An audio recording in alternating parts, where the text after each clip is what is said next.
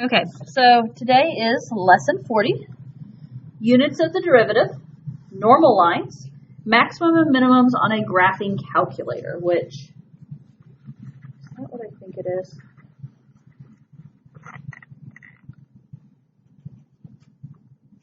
Yeah, that's more of just kind of review of the calculator and all of that, but focusing on units of the derivative right now and what a normal line is, because I don't think we've ever talked about what a normal line is in terms of math. So, okay, so units of the derivative. When we talk about derivative, you guys have often been told, think what? When I say derivative, slope of the tangent line, right? Okay, so when we talk derivative, slope of the tangent line, you'll notice up here, units of derivative, the derivative is the rate of change of a function. Okay, rate of change of a function. But slope is also, rate of change. When we talk about the slope of a line, it is, how that line is, at what rate is it going up or down. Okay, so keep in mind when we talk derivative, it's rate of change. So kind of tuck that away. And we'll kind of explore that here in example 1, where example 1, the distance s of the particle from the origin is given by the equation s equals t squared plus 3t plus 7, where s is meters and time t is in minutes. What is the rate of change of the distance with respect to time when time equals 4 minutes? Okay. Like all of my classes, it's a word problem. We read it once. Do you know what you need to do? Probably not yet. So let's go and reread it and figure out some important information. Okay, so first of all, distance s. I don't know if that happens in physics or not, but that's a typical math thing where they'll use s as distance. The distance s of the particle from the origin is given by this equation. So the distance, and notice it's s equals, so it's the distance in terms of t, which of course we know t is time. So s is in meters and time t is in minutes. What is the rate of change? What did we just talk about with rate of change? Okay, it's the slope and it's also the derivative. So when they're saying what is the rate of change, we're asking derivative. I can't spell, obviously. Try that again. Derivative. Okay, I think I got it this time. What is the rate of change? So what is the derivative of the, notice it says distance with respect to time. So when we talk about distance with respect to time, that's going to be ds over dt. And then it says when time equals 4 minutes.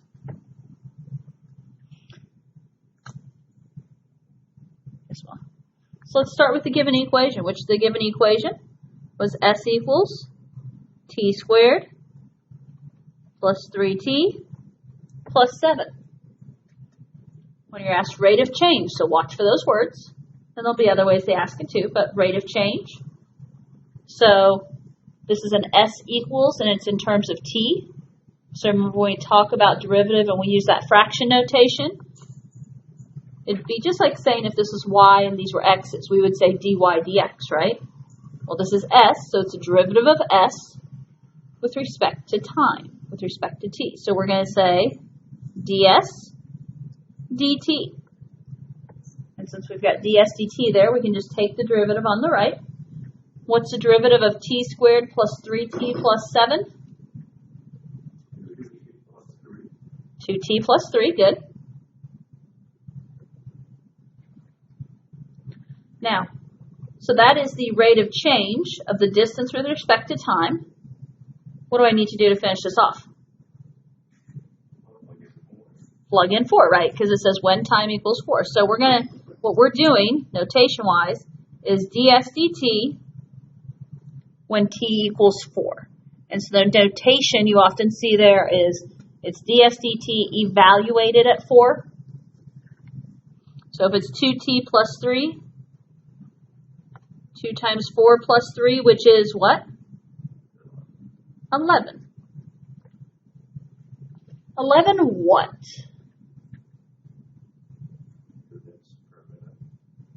Okay. And what kind of units per minute is this? Meters per minute. Because they defined S up there to be in meters, if you read in the right place. So this is 11 meters per minute. Okay. It was the change in S per change in time. So that's meters per minute.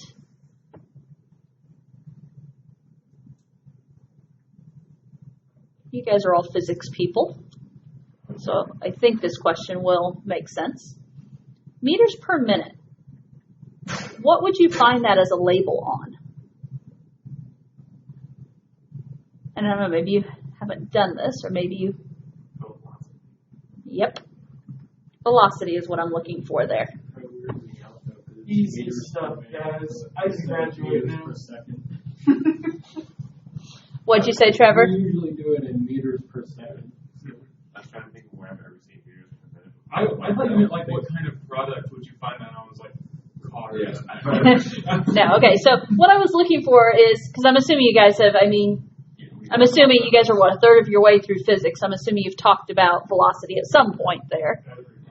Exactly, okay, so I was going to be shocked if you guys are this far into physics and you haven't talked about velocity yet. So there is a calc connection here too. So we won't use the same ways and methods. We'll use the calculus ways, but okay. It will because the equations have changed every day. It'll be easier in some respects and probably more difficult in some respects. Just kind of depends. But anyways, point being here, when we talk about this 11 meters per minute, we started with distance, we found the derivative, and we got velocity. So the connection I'm trying to get you to make is that velocity is the derivative of distance. And that's a huge calc concept that we will use a lot.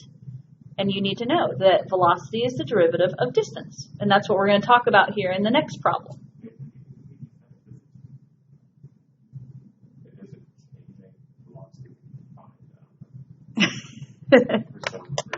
Now, and to talk about the whole meters per minute, yes, even in calculus, we more often than not will use meters per second, but that doesn't mean it couldn't be anything else. So I agree. Meters per second is the common thing you see, but.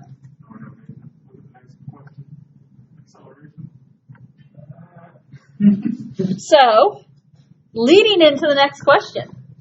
The velocity of a particle in meters per second is given by the quadratic equation v equals 4t squared plus 2t plus 4, where t is in seconds. What is the acceleration of the particle when t equals 3 seconds?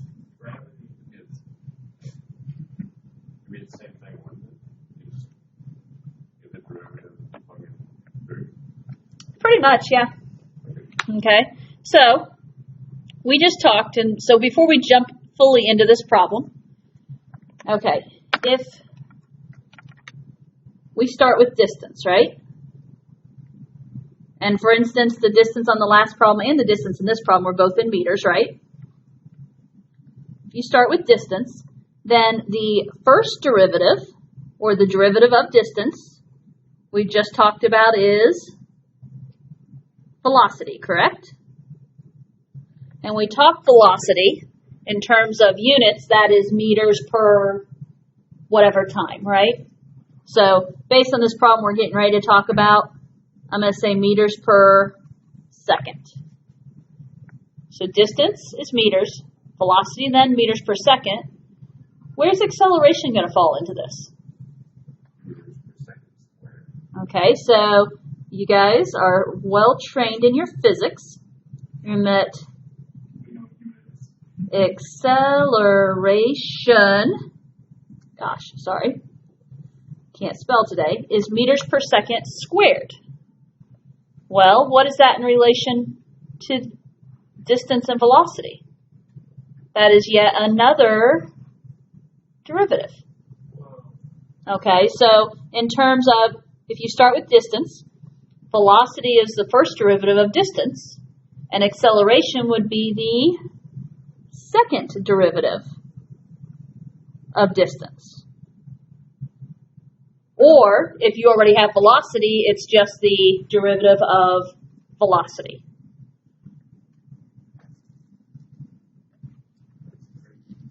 Okay, that is a connection that you will know going forward. Period, end of statement. Okay, the fact that distance, derivative of distance is velocity, derivative of velocity is acceleration. Okay, this problem, you guys are all ready to jump into it, so gave us velocity formula of 4t squared plus 2t plus 4. We're being asked to find acceleration, which acceleration is the what of velocity? Derivative. So we're finding, you could say v prime, or what I'm going to say is dv dt. It's the derivative of velocity with respect to time. What is the derivative of 4t squared plus 2t plus 4?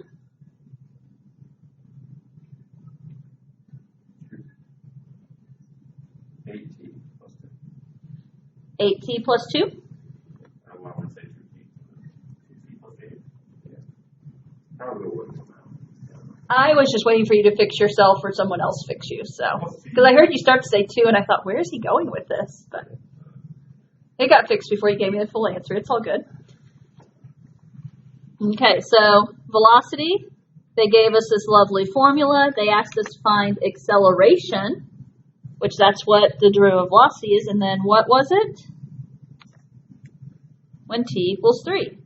So this is dv dt evaluated at 3. And what do you guys get?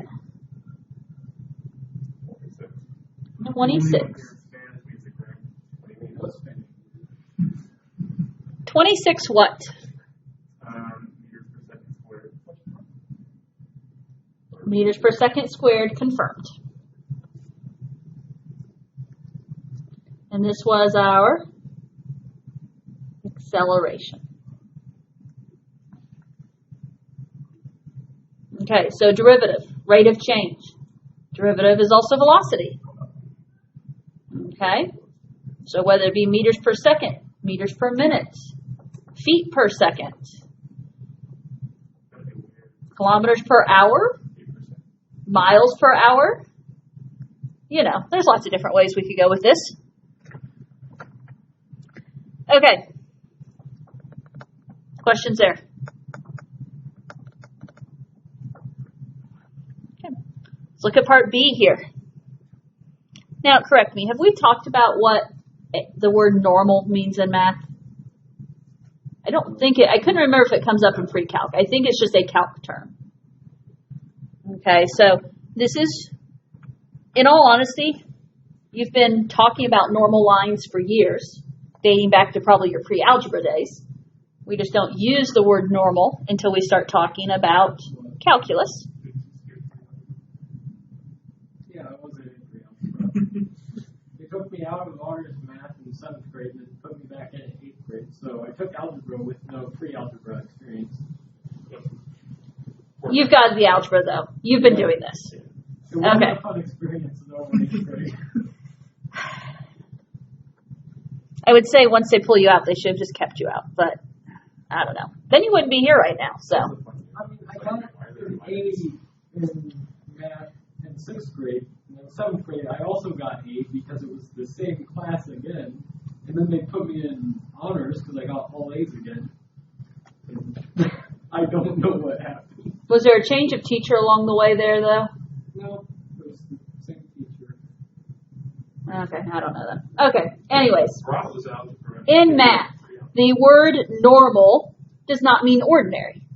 So we're not talking about a normal ordinary line. We're talking about a perpendicular. You have been doing perpendicular lines since Algebra 1. I would have said since pre-algebra. Maybe it's just since Algebra 1. Maybe you didn't miss anything, Trevor. So the idea when we are talking about a perpendicular line, that is another way of talking about the normal. Okay, the normal line. So, in calculus, when it asks you to find the normal line, it's asking you for the perpendicular line. Okay? So, example 3. Find the equation of the line normal to the graph of y equals e to the x at x equals 1. We have to put the calculus spin on this, right? So find the equation of the line normal. What am I saying? Okay, perpendicular. Why not just say perpendicular? Normal is less words. One word. I honestly don't know why they introduced the word normal in calculus, but it's a word you need to know. So, okay, find the equation of the line perpendicular to the graph of y equals e to the x at x equals 1. Okay, well, what do you know about perpendicular lines, or in other words, normal lines? It's the opposite reciprocal slope or something. Yep. Okay, so I'm going to write it over here in case any of you have forgotten. Perpendicular lines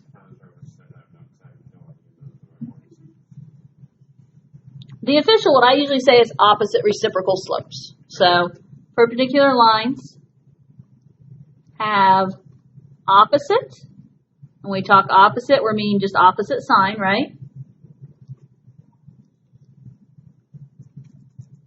Reciprocal slopes.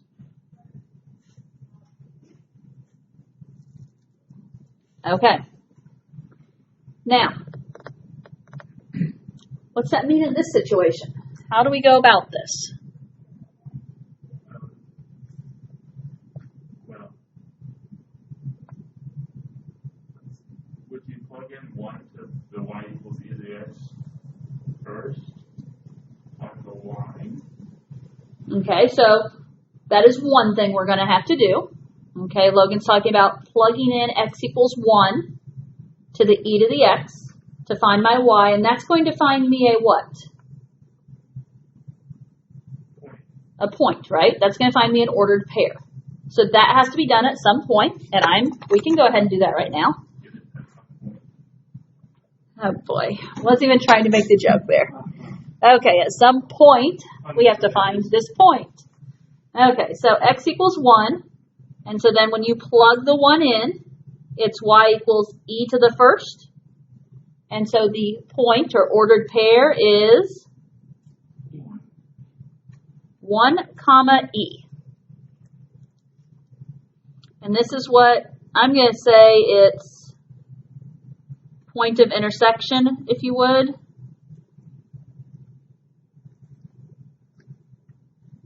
Okay, but now we've got our point. Okay, what else do we need besides a point to write the equation of this normal line? The slope.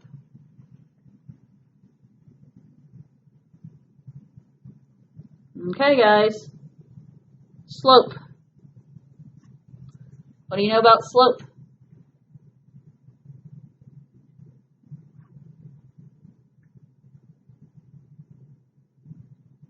In calculus, slope is the derivative. Correct? So if we are given the equation, y equals e to the x, then we need to find the derivative. So if y equals e to the x, what is dy dx? Still e to the x, because the derivative of e to the x is e to the x.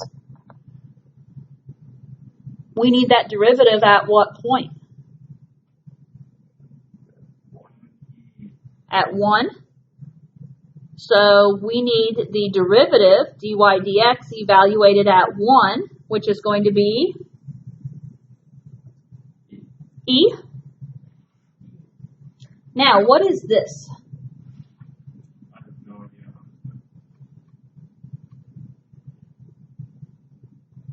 like 2 point something. 2.7 something. Okay, not asking what it is in numbers. I agree it is like 2.718, I think, is E. It's an owl. Okay, but what is E within this problem?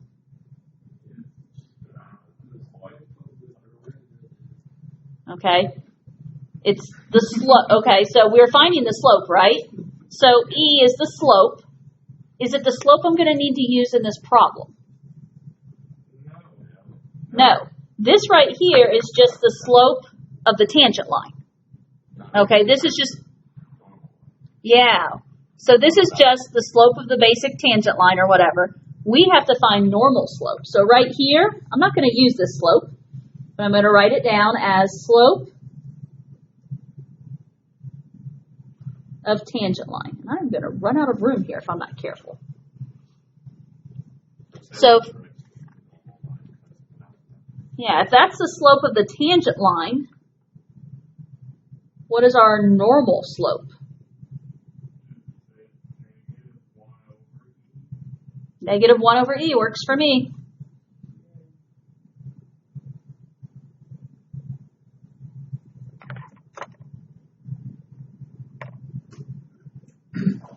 Okay. We have the point. They gave us X, we found Y, so 1 comma E. We found the slope by finding the derivative and putting the value in. But we need the perpendicular. If it was parallel, we'd just use E, right? We need perpendicular, so normal slope, so it's negative 1 over E, the opposite reciprocal. Whole idea here was to write an equation. We have 2 options of the type of equation we could start with. I like point slope. I think some of you have started to like point slope. The other is you can use slope intercept. You can use y equals mx plus b and find b.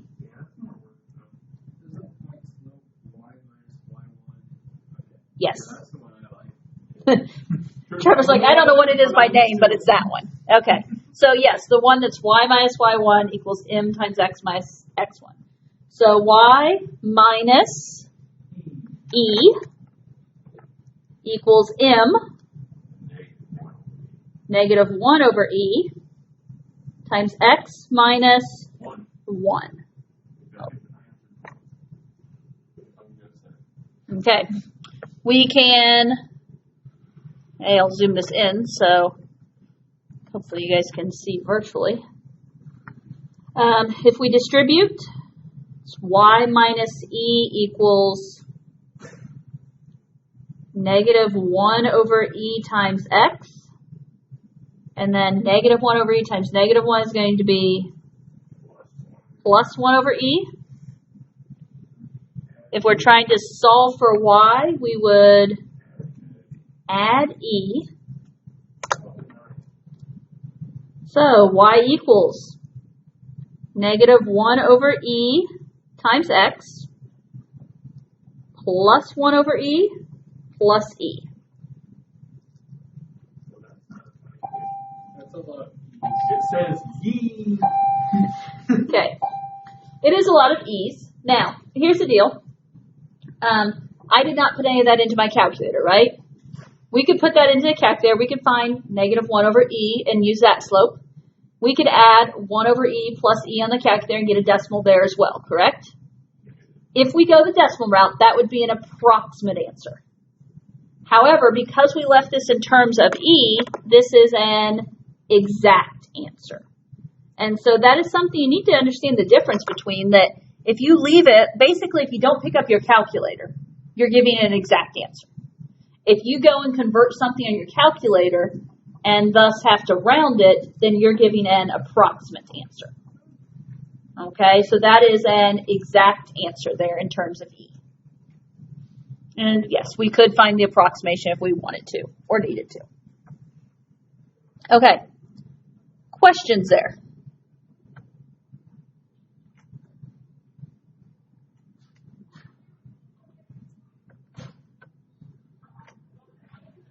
Okay, let's try example 4 then.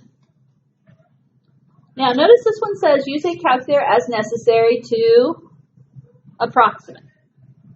Okay, so we're not going to leave it in terms of e's or whatever else's. Whatever else's? Oh my gosh, horrible grammar there. Okay, use the calculators necessary to approximate the equation of the line that is what? Normal to the graph of y equals e to the sine x when x equals 2.7. And again, normal means we're looking for perpendicular.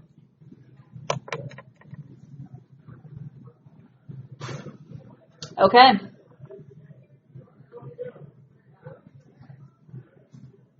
Essentially, we're doing the same problem we did last time, right? Just different pieces. Where would you like to begin?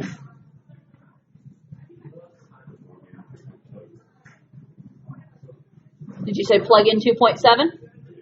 Okay, we can go ahead and find our point of intersection, right?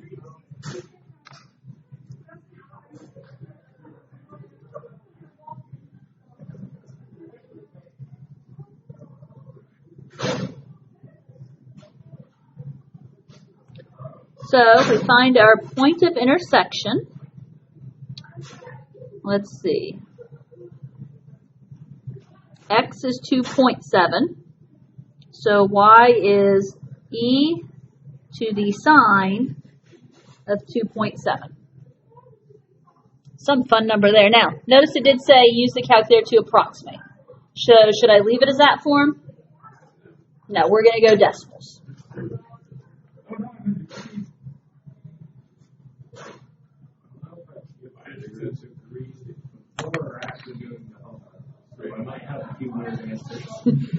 Okay, so we all have to help each other remember to change our calculators back at the end of class today.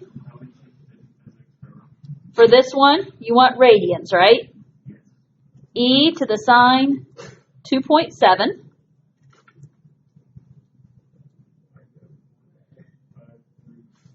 Yep, 1.533234997. No, I'm not going to write all that down. In calculus, I'm going to go 4 decimal places for this book, minimum of 3 for the AP test. So 1.533 would be fine for AP. I'm going to put 2 just to stick with what I have in my notes. So this is our point that we will use. Okay? What's next? The slope. How do we find slope? Okay.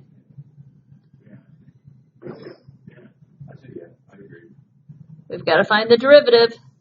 So, let's see.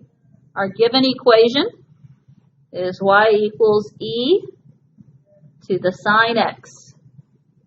I'm trying to find dy dx. All these rules you've got to add on to what we've done. How do we find the derivative of e to the sine x? It's the chain rule, right? Yep, we're going to be using a chain rule. So the derivative of e to some power is e to that power times the derivative of that power. Okay, so derivative of e to the sine x, well, the derivative of e to any power is e to that power. So e to the sine x times the derivative of whatever we just left the same. So what's the derivative of sine x? Cosine x. Okay, so, and what do we need to do with this slope?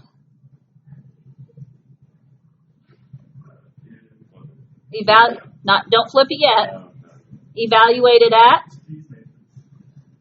2.7. So e to the sine of 2.7 times cosine of 2.7. And you're still in degrees on your calculator. No, radians. E sine 2.7 times cosine 2.7.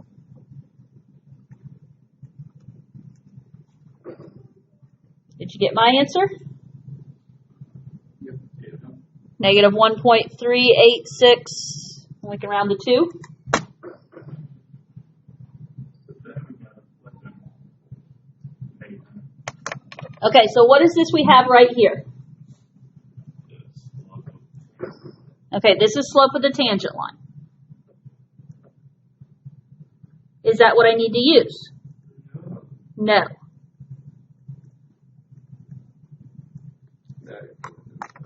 We need the normal slope.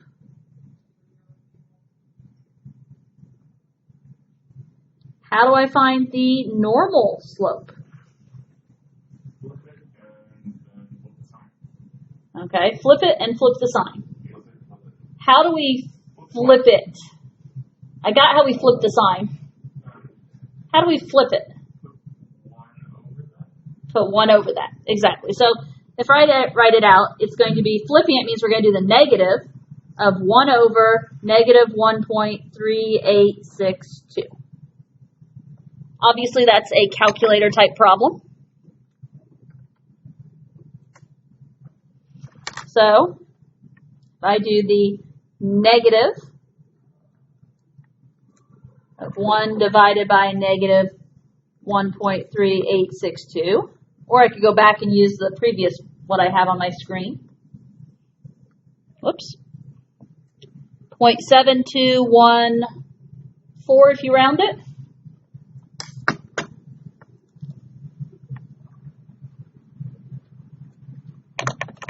And this is our normal slope we're going to be using.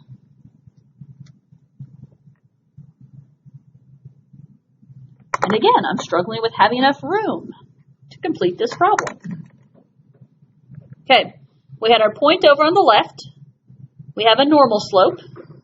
And now we're ready to, point slope. Y minus y1 equals m times x minus x1. Y minus, what was my y coordinate?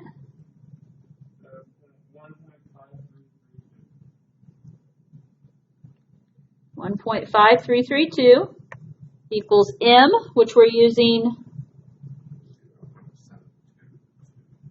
0.7214 times x minus 2.7.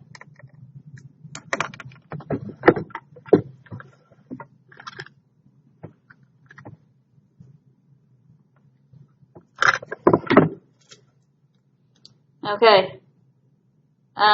We're using the calculator, right? So you can distribute y minus 1.5332 equals 0.7214x minus whatever 0.7214 times 2.7 is. Okay, that looks good. 1.9478. And then officially you need to add the 1.5332 to that.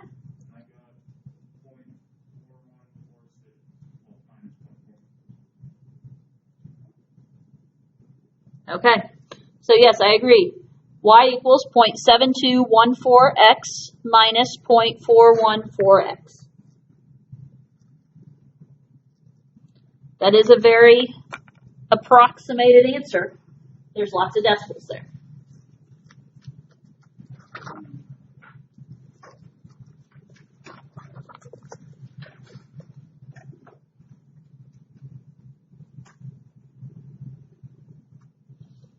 Okay.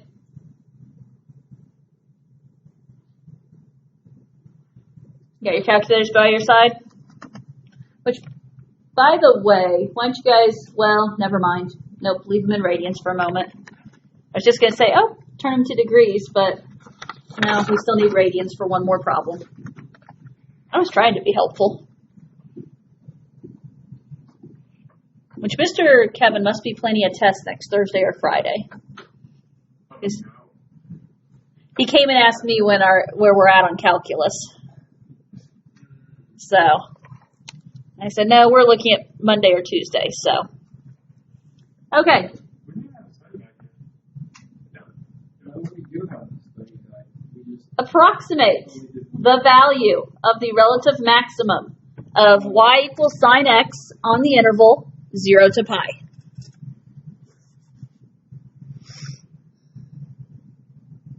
Okay, what are we doing?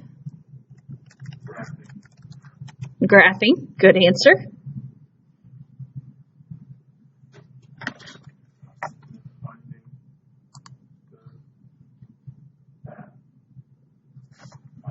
Graphing and finding that. You guys are so helpful.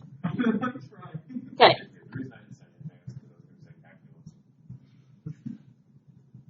Okay, so let's go ahead and graph. We're looking for the value of the relative maximum on the interval 0 to pi. Sine x. I'm going to do a zoom 6. You could also do a z-trig, zoom trig. Now, it specifically said on the interval of what? 0 to pi. So what would be best to do here? Actually, let me show you guys real quick before I do that. Z-trig. Have we ever worked with Z-trig? It's number 7. Take a guess. What is this set up to do? It's going to be set up to show a trig graph in a pretty nice form. So if I do number 7 real quick, just to kind of show it to you, that shows a little bit better, doesn't it? Because that's kind of showing you what it looks like on actual graph, as opposed to on a graph numbered 1 through 10. Notice, is this graph numbered 1 through 10? And you can tell it's not. Okay? You can definitely tell it's labeled by half pies. Now, we specifically want the window of 0 to pi, so I would go into your window settings. And for your x min, I would use 0. For your x max, I would use pi. Notice when you put pi in, it changes it to the decimal, right? But I use the pi symbol to get that. And now graph. Now it's really stretched out because it's 0 to pi. So if it wants the relative maximum, the value of the relative maximum, what are they wanting here? The x would be where the relative maximum is located. So the value is the y. It is just 1. Did we even really need the calculator? Debatable.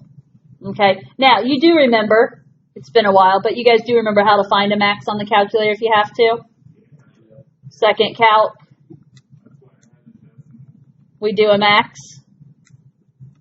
Now, keep in mind, you guys kind of know where this point is. But notice the max says 1.57, comma 1. What is that 1.57? Pi over 2. Okay, 1.57 is a good number to recognize. Oh, that's pi divided by 2. Okay, so I'm going to write down some information. And that, first of all, we graphed y equals sine x. I suggested that you check out Z-trig. Even though we knew we were going to have to change the window, the nice part about checking out Z-trig is that it puts you on good numbering. Okay? And then we changed our window settings to an x min, of 0 and an x max of pi, because it was 0 to pi. Okay? And then if you didn't already know it, we could do a second calc, and we could find the max. Officially, when you look at the max, it was 1.5708, comma 1. But you guys are smart cookies, and you know that 1.57 number is pi over 2. Now, the question specifically, as I said, asks for the value of the relative max. Well, the max is located at pi over 2, but the value of the relative max is 1.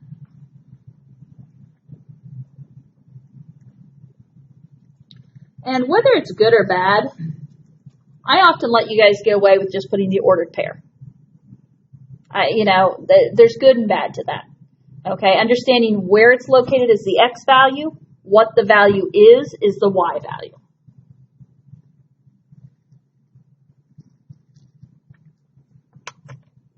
Okay, so that's me just writing down a bunch of information, so if you look back at it later, you can figure out what we're talking about.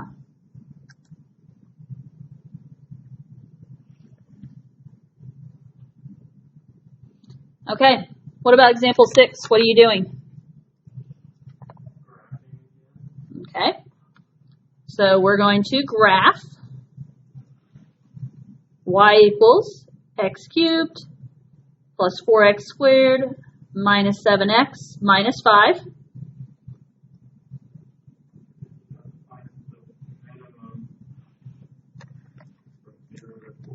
Okay, and then we want the minimum from 0 to 4. So, yes. Okay, so as I type this, what did I just do? X cubed plus 4x squared minus 7x minus 5. So I do agree, because we just had some, we just changed our window. A zoom 6, a standard zoom is good. Okay. There's the basic graph there. In all honesty, it says find the minimum over the interval 0 to 4. Do you have to change your window settings? Not necessarily. You guys can see where you're looking, can't you? But to help, you could, the window setting, make your X-min 0, your X-max 4. And then hit graph, and that at least puts it directly on the window and you're kind of zoomed into that section. Okay. And you guys can find the min.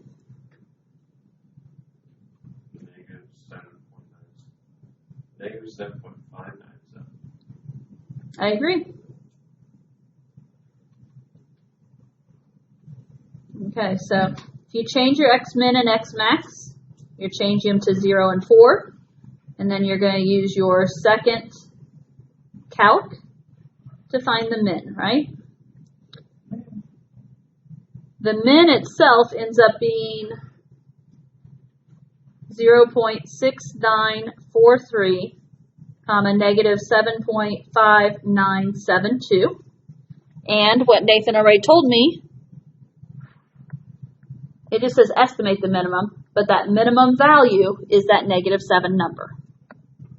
So the relative minimum value is the negative 7.5972.